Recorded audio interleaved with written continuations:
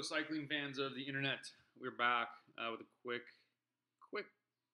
post.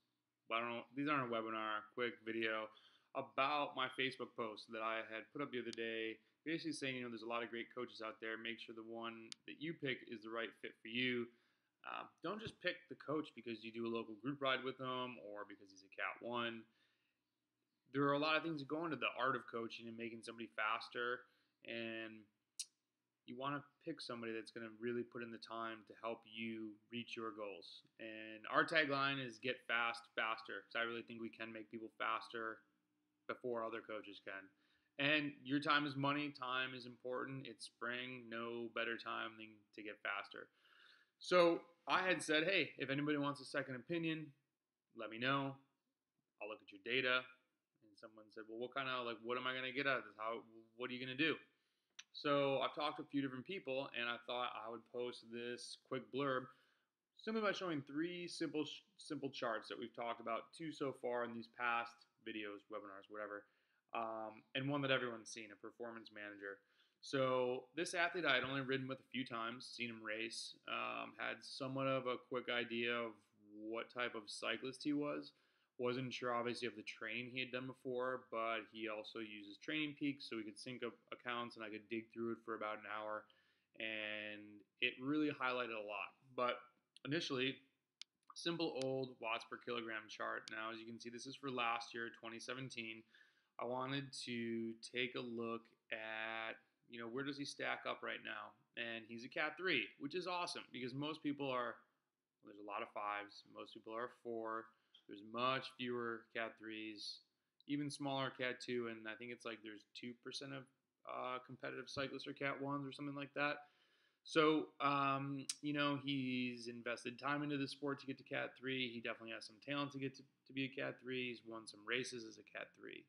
But he's missing something to get to the next level. And it's exciting to work with any athlete because everyone has their own weaknesses, and it's trying to find out where can we make you faster? Where can we make an initial impact that's going to make you a more competitive, stronger, and faster rider?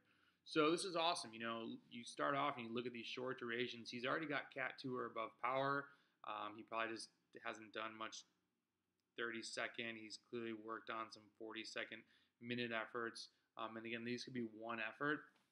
I always do look to make sure there's no data spikes to make the data skewed crazily, because this doesn't show repeatability, which we could get to later or in another session. But you look on, and this is, all looks great.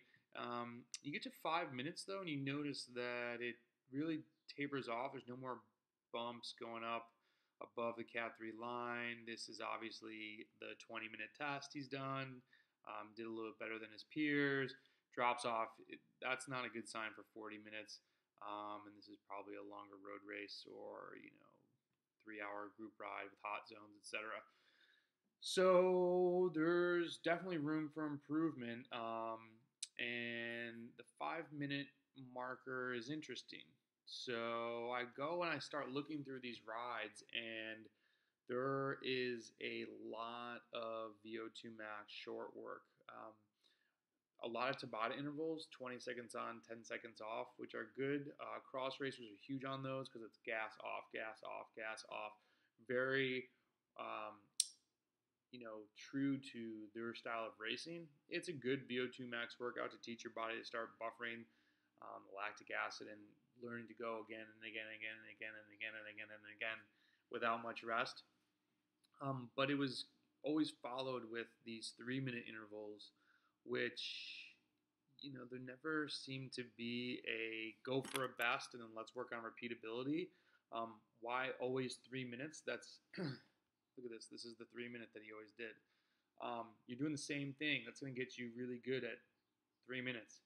And this webinar is not, I'm going to start calling these webinars. This video is not to knock other coaches, but I'm simply pointing out the truthful side of coaching.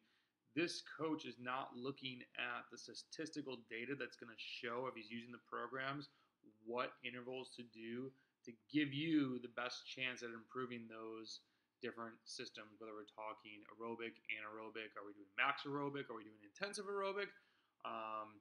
So that was an issue for me. The other issue was threshold work was broken down into 5 minute segments. So it was 5 minutes on, 1 minute off, five on, one off. So he might do 30 minutes of threshold in a threshold zone, but he's taking a break. So he's getting the engine revved up and he's supposed to be working aerobically and then he's resting. And then we're doing it again and then we're resting. There's no continuous, I haven't done any races where they give you these 1 minute breaks all the time. And having efforts over 5 minutes apply to crits, road races, really any hard cycling activity, you need to be able to ride and brake. You need to be able to have a race-winning move. So whether you're talking something like a VO2 max move, 3 to 8 minutes, 5 minutes is almost right in the middle of that. To stop just there when you're supposed to be doing longer stuff is not the best thing to see.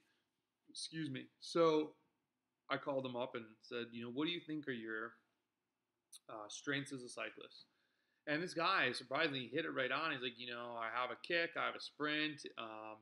If I can stay sheltered in a road race and get towards the end, I can win like a slight uphill sprint.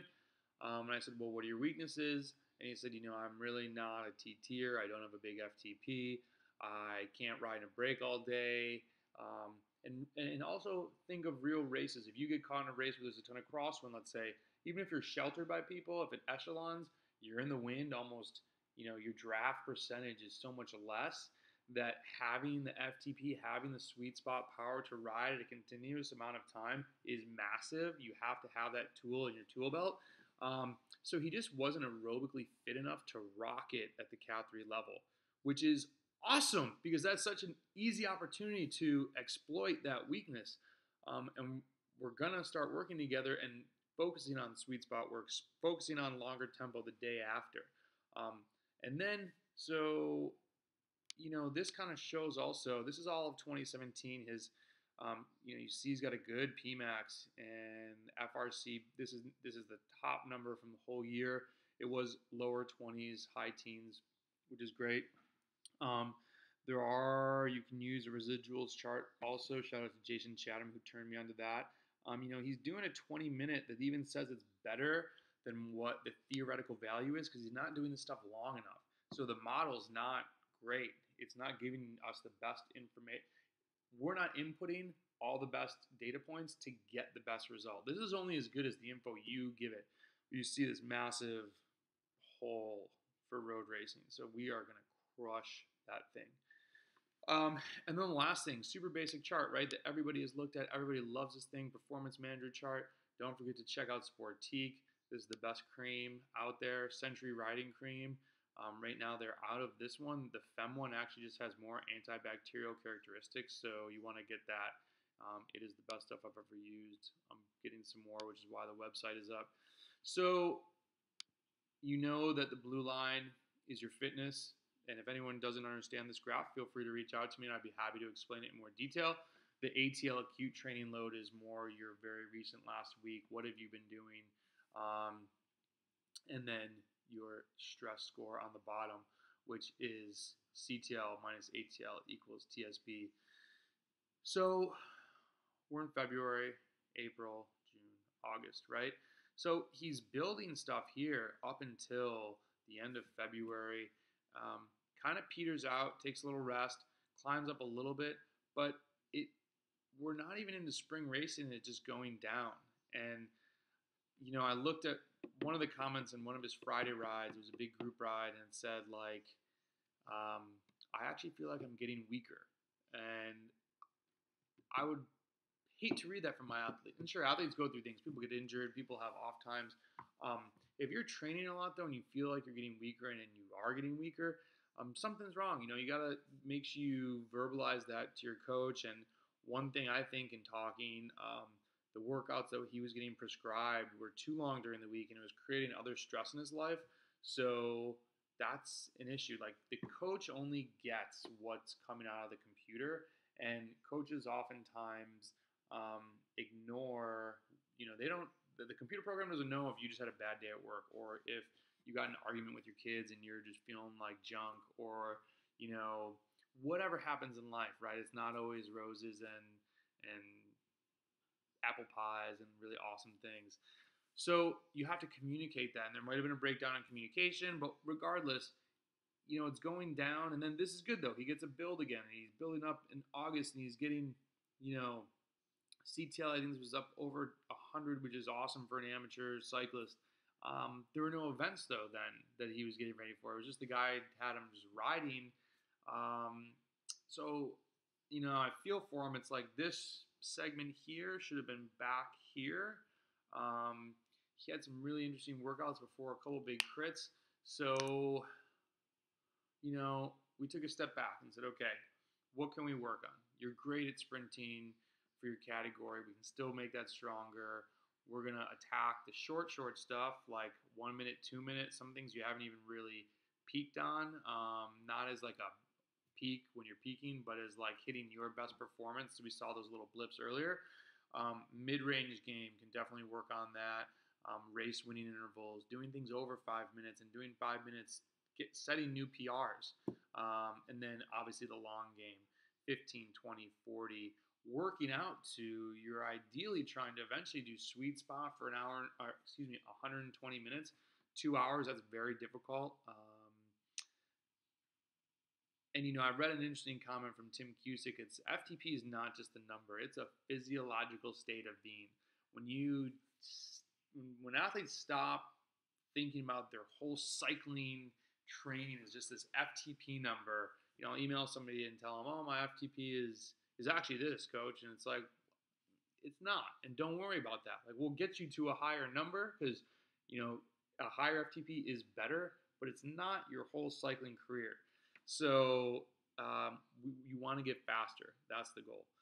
So these are 3 simple charts that it told a really good story. It related really well to this athlete-specific story. We found out in a couple hours ways that he can get faster for this year, and there's a game plan to do it. So you also can look at more VO2 max information, look at your relative MFTP charts, look at the time to exhaustion, look at FRC. There's so many ways that we can uncover 1%, 2%, 5% gains. Add those up, and we get you to be a faster cyclist, no doubt. So visit us at ccg.bike. Email me at heyobrendan@gmail.com. I'll put my email address in the thing below. I've also got some more discount codes for you for science and sport. Please like this video. Please subscribe. I'm trying to grow this thing. Most importantly, can you share this video if you like it? If you know somebody that's thinking about coaching, have them contact me. I want to make people faster. It's awesome, and it is so rewarding when somebody just starts ripping it, and I never thought I would be able to race in a Cat 1 race. I never thought I would win a Cat 1 race. I owe this feeling and excitement back to so many people that have helped me out. I want to help you out. I know I can make you faster. So with that, thank you for watching. Let's get fast.